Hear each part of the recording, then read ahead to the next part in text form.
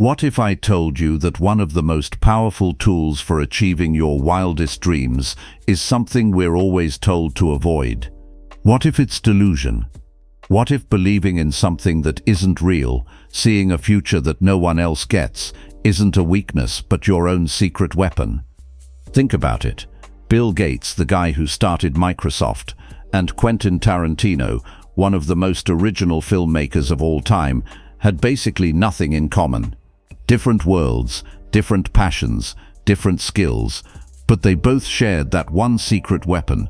They were just delusional enough to believe in a future that only they could see, and they worked like hell until that delusion became real. This is the story of how being stubbornly persistent can actually manufacture its own luck, making incredible success almost inevitable for anyone who just refuses to quit.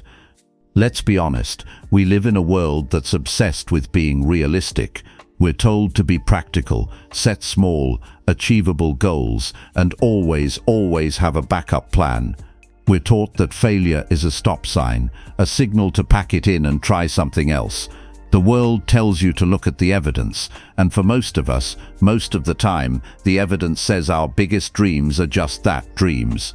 We see the overnight successes, but we don't see the decade of grinding that came before. We see the masterpiece, not the thousands of rough drafts it took to get there. And so, what do? We give up. We trade those huge delusional visions for a comfortable, predictable life. We stop banging our head against the wall because the wall just seems too high and too solid. But what if that wall isn't really there? What if it's just a collective illusion, a mental barrier that only exists because we all agree it does? And what if the only way to smash through it is to be a little bit crazy? To be just delusional enough to keep pushing, long after any sane person would have given up and gone home? For decades, the entire world of athletics was haunted by one number, 4 minutes, the 4-minute mile. It was seen as the absolute limit of what the human body could do. For years, the best runners on Earth chased this invisible barrier and failed. It wasn't just a record, it was a wall. Doctors and scientists even published papers arguing that it was physiologically impossible, that a human heart would literally burst if it tried. It was basically considered a death sentence. And for 9 long years, the world record was stuck at 4 minutes and 1.4 seconds, which seemed to prove them right. Then came Roger Bannister, a 25-year-old medical student who, as he put it, knew just enough about the human body to realize there was no good reason this barrier should exist. He saw the wall for what it was, not physical, but psychological. While his competitors were running themselves into the dust with insane mileage, Bannister, the med student, took a more scientific approach. He trained with precision, experimenting on himself, measuring his body's responses, and optimizing every single stride. He was, in his own way, completely delusional. He chose to believe his own analysis over the accepted wisdom of the entire planet. Then, on May 6, 1954, on a windy day in Oxford, England, Roger Bannister did the impossible. He ran a mile in 3 minutes and 59.4 seconds. He broke the wall. But here's the craziest part of the story. It isn't what Bannister did, it's what happened next. For decades, nobody could do it. It was impossible. Yet just 46 days after Bannister broke the barrier, another runner, John Landy, did it too. A year after that, 3 runners broke the 4-minute barrier in the same race. And in the decades since, over 1,000 runners have done what was once considered beyond human limits. So what changed? Did humans suddenly get faster in 1954? Of course not. The only thing that changed was belief. The psychological barrier was gone. Bannister's delusion, his stubborn belief in the face of everyone telling him he was wrong, didn't just bring him success, it completely redefined what was possible for everyone else. He proved that the biggest walls we face are usually the ones we build in our own minds. And that to do the impossible, you first have to be crazy enough to believe it can be done. In the late 70s and early 80s, the idea of a computer in every house was total science fiction. Computers were giant, room-sized monsters that belonged to corporations and universities. They were complicated, expensive, and definitely not personal. Believing otherwise was, by any logical standard, a delusion.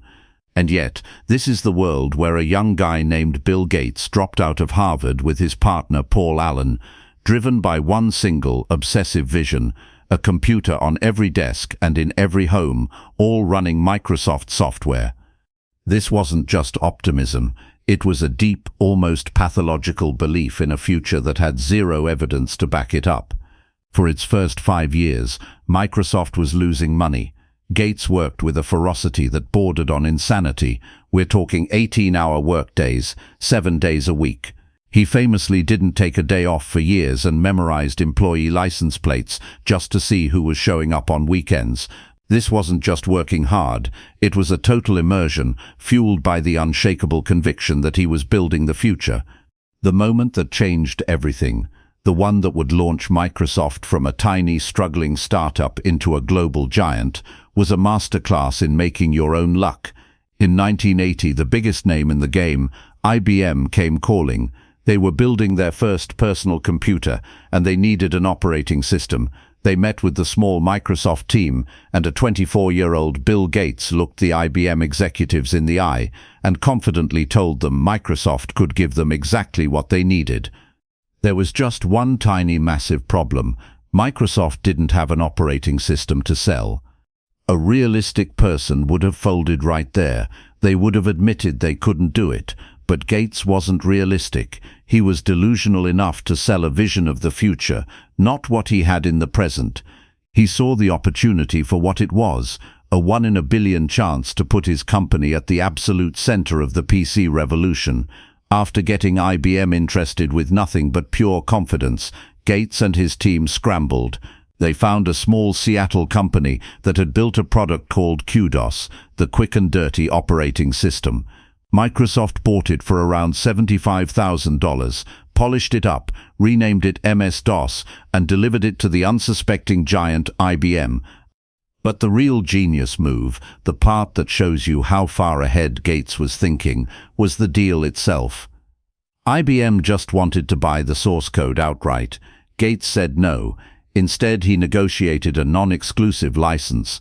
Microsoft would get a small fee for every single IBM PC sold with their software, and this is the crucial part: they kept the right to license MS-DOS to other computer companies. When the IBM PC blew up, competitors rushed to make their own clone PCs. And every single one of them needed an operating system. And who was waiting there to sell it to them? Bill Gates. That one, incredibly audacious decision made Microsoft the king of the PC industry and turned Gates into the youngest self-made billionaire in history. Was it luck? Of course, it was lucky that IBM showed up at their door, but luck is just a moment. It's a window of opportunity.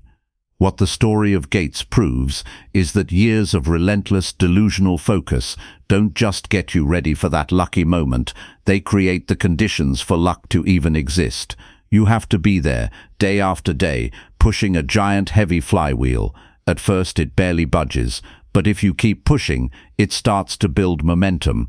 Luck isn't the first push, it's the moment the flywheel is spinning so fast, it looks like it's moving all on its own. While Bill Gates was building a software empire, another young man was chasing a totally different, but just as delusional dream inside a video rental store in Manhattan Beach, California. For years, Quentin Tarantino's entire life was movies. He wasn't in the film industry. He never went to film school. In fact, he was a high school dropout. His film school was Video Archives, a place where he and his co-workers would spend all day watching, breaking down, and obsessively arguing about every kind of movie you can imagine. To anyone on the outside, he was just a guy who worked at a video store, but in his own head, he was already a filmmaker. He was writing all the time. He filled notebook after notebook with the kind of fast-talking, pop culture-soaked dialogue that would become his signature. He wasn't just watching movies, he was reverse engineering them, learning their language, and getting ready for his shot. For 8 years, he worked in total obscurity. He got rejected over and over. He drove a beat-up car around LA with a glove box full of unpaid parking tickets, just trying to get anyone to read his scripts. And this is where that productive delusion becomes your superpower. For almost a decade, the world gave him nothing. No validation, no encouragement, no evidence that he would ever become one of the most important directors of his generation. The realistic move would have been to get a normal job, to admit the dream was just a fantasy, but his delusion was like a shield. It protected him through all those long, quiet years of failure, guarding his belief while he sharpened his skills. He believed he was a genius long before anyone else did, and that belief is what fueled the work it took to actually become one. His big break came from a script called Reservoir Dogs. His original plan was to shoot it for just $30,000 with his friends from the video store, but his producer, Lawrence Bender, knew the script was too good for that. Through a chain of lucky connections, the script made its way to the legendary actor Harvey Keitel. Keitel was so blown away by it, he didn't just agree to be in the movie, he signed on to help produce it. All of a sudden, the video store clerk was directing a real movie with a real budget and a real movie star. In 1992, Reservoir Dogs was unleashed on the world, and its clever dialogue and shocking violence announced that a powerful new voice had arrived. Just like with Gates, you could call it a lucky break, and yeah, it was. But that luck wasn't an accident. It was the direct result of years of obsessive, delusional work. Tarantino's persistence put him in the position for luck to strike. He had the script ready. He had the skills honed. He was ready when the opportunity he had practically willed into existence finally showed up. He didn't just get lucky, he made his own luck by refusing to quit until the world finally caught up to his delusion. Okay, but let's be really clear about something. The kind of productive delusion that we see in these stories isn't about passive daydreaming.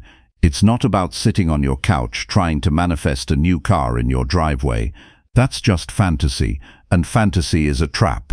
It leads to doing nothing, to blaming the world when things don't work out, and to a dangerous break with reality. The delusion that actually creates success is different. It is an active delusion. It's a belief so strong that it forces you to take massive, relentless action. It's the engine, not the car. The delusion is what gets you through the 18-hour workdays, the 8 years of rejections, and the brutal training sessions in the rain. It's the fuel for the how. The belief by itself doesn't change anything. The work that's fueled by that belief is what changes reality.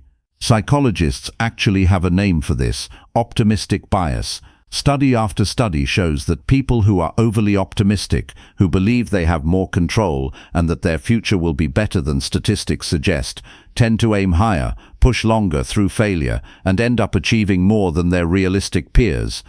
This isn't because their belief magically changes the universe, it's because their belief changes their behavior. They take more risks, they endure more pain, and they just keep showing up. This kind of delusion is a strategic tool. It's a self-fulfilling prophecy, but only if you're willing to do the fulfilling yourself. You can't be delusional about the laws of physics. You can't just believe you can fly. But you can be delusional about the limits of your own potential and about the height of those psychological walls in your way. Your delusion has to be paired with insane discipline. Bill Gates didn't just believe in a world run by software. He locked himself in a room and coded it. Quentin Tarantino didn't just believe he was a great filmmaker. He watched thousands of films and wrote script after script until his talent was impossible to deny. Their delusion wasn't the goal, it was the psychological armor they wore while they went to war with reality. So, what's your 4-minute mile? What's the invisible wall that society, or maybe even you, has decided is your absolute limit? Is it starting that business, writing that book, finally changing careers, reaching a level of freedom that feels totally impossible right now? The stories of Bannister, Gates and Tarantino teach us a tough but powerful lesson. The biggest barriers we face are almost always in our heads. They teach us that luck isn't something that just happens to you. It's what happens when opportunity finally runs into someone who has been relentlessly preparing. Persistence creates its own luck. By showing up every single day, by pushing that heavy flywheel, you create more surface area for luck to strike. And that means you have to embrace something that feels wrong. You have to be a little bit delusional. You have to build a vision in your mind that is so clear and so powerful that what the rest of the world thinks just becomes noise. You have to let that belief shield you from the sting of failure and the grind of the struggle. It has to be your fuel, not your fantasy. This isn't the easy path. It's a road paved with long, quiet years of work with no promise of a payoff. It will get lonely. People will call you crazy. They'll tell you to get real. And every part of you, conditioned by a world that's terrified of failure, will want to quit. But if you can find it in you to be delusional enough to keep going, to believe in your vision when there's no evidence at all, then your success stops being a matter of chance. In its own strange way, it becomes almost inevitable. What's the delusional goal you're working towards? What's that impossible dream you refuse to give up on? Drop it in the comments below. Let's create a space that celebrates that crazy belief and the relentless work that follows. And if this resonated with you, subscribe for more stories about the mindset of people who change the world. Keep pushing. Your 4-minute mile is waiting for you.